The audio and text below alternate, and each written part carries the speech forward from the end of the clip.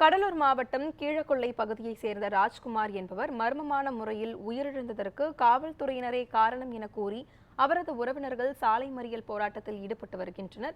இதுகுறித்த கூடுதல் விவரங்களை வழங்குவதற்காக எமது செய்தியாளர் விவேக் இணைப்பில் உள்ளார். விவேக், வணக்கம். முழுமையான விவரங்கள் என்ன பதிவு பண்ணுங்க.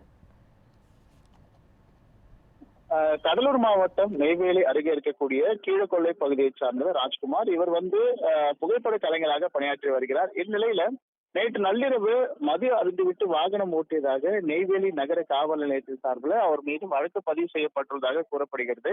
மேலும் அவரது இருசக்கர வாகனமும் பறிமுதல் செய்து காவல் நிலையத்தில் உள்ளது. இந்த நிலையில இன்று அதிகாலை ராஜ்குமார் நெய்வேலி நகர காவல் நிலையம் எதிரே இருக்கக்கூடிய சாலையில அடிபட்டு முகம் முழுவதும் நசுங்கிய நிலையில மர்மமான முறையில் உயிரிழந்து கிடந்ததாக அவரது உறவினர்களுக்கு தகவல்கள் தெரிவிக்கப்படுகின்றது.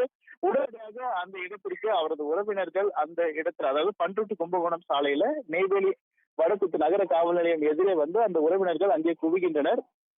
இதனை அடுத்து தகவல் அறிந்து வந்த போலீசார் அந்த சம்பவ பகுதியில பொதுமக்களிடம் பேச்சுவார்த்தை நடத்துகின்றனர். அப்பொழுது போலீசார் தான் அவரது உயிரிழப்புக்கு காரணம் என கூறி அவரது உறவினர்கள் தற்போது பண்ருட்டி கும்பகோணம் சாலையில சாலை மறியல் போராட்டத்தில் ஈடுபட்டு வராங்க.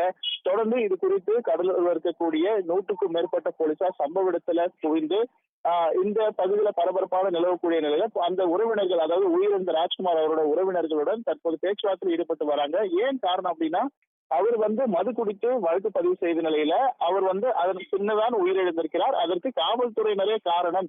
அவர் உயிரிழந்தது எப்படி என்ற ஒரு கேள்வி உறவினர்கள் முன்வைத்து தற்போது இந்த போராட்டத்தில் ஈடுபட்டு வராங்க. மேலும் இந்த பகுதியில பண்ருட்டி கும்பகோணம் சாலையில கிட்டத்தட்ட 500க்கும் மேற்பட்டோர் குவிந்திருக்கிறதுனால இந்த பகுதியில பதற்றமான சூழல் நிலவி வருகிறது. தொடர்ந்து கடலூர் மாவட்ட காவல்துறை சார்பில் உயிரிழந்தோர் குடும்பத்தினர் தற்போது பேச்சுவார்த்தை நடைபெற்று வருகிறது. கடலூரில் ராஜ்குமார் என்ற இளைஞரின் மர்மமான மரணம் குறித்த விவரங்களுக்கு நன்றி விவேக்.